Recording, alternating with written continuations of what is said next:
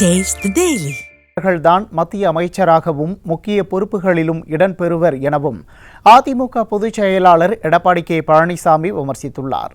கோவை மாவட்டம் பெரிய நாயக்கன் பாளையத்தில் மக்களை காப்போம் தமிழகத்தை மீட்போம் சுற்றுப்பயணத்தில் பேசிய அவர் இதனை தெரிவித்தார். இன்றைக்கு மத்தியிலே ஆட்சி அமைந்தாலும் குடும்புறுப்பினர்கள் அமைச்சராகுவாங்க. மாநிலத்தில் தேர்தல் வந்தாலும் கருணாநிதி குடும்பத்தை சேர்ந்தவர் தான் திமுகவில் முதலமைச்சராகுவாங்க. கருணாநிதி முதலமைச்சராக இருந்தாரு, அதுக்கு ஸ்டாலின் வந்துட்டாரு. இப்போ உதயநிதி ஸ்டாலின் துணை முதலமைச்சராக பொறுப்பேற்றுக்கின்றார். அங்கே சுதந்திரம் இல்ல.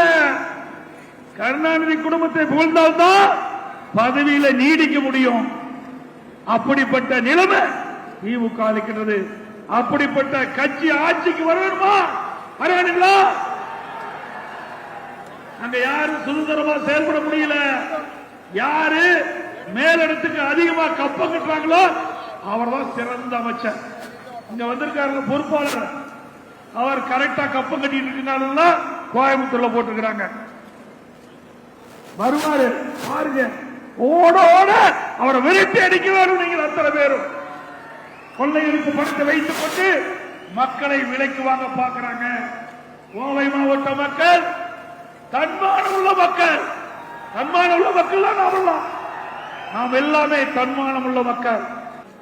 2011 2021 வரை சிறப்பான ஆட்சி அதிமுக கொடுத்தோம்.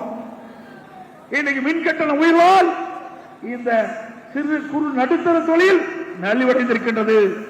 இந்த தொழில் திறக்க மீண்டும் அம்மாவுடைய ஆட்சி வளர நீங்கள் அத்தனை பேரும் தொழிலிருக்க வேண்டும்.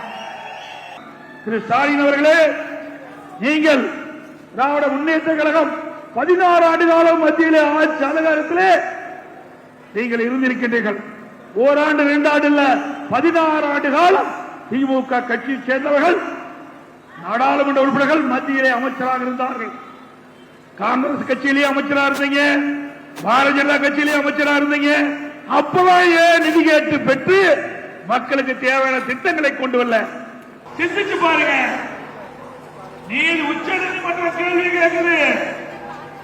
திமுக அமைச்சராக இருக்கின்ற செந்தில் பாலாஜி உச்ச நீதிமன்றம் கேள்வி கேட்குது, நீ சிறைக்கு போகணுமா இல்ல அமைச்சரா நீடிக்க வேணுமான்னு. அவரும் வாய்தா மேல வாய்தா கேட்டு பார்த்தாரு, உச்ச நீதிமன்றம் விடல. இறுதியா அமைச்சர் பணியை ராஜினாமா செய்தார். அப்படி ஊழல் செய்த ஒருவர் உங்களுக்கு மாவட்ட பொறுப்பாளராக போட்டிருக்காங்க. சிந்திச்சு பாருங்க.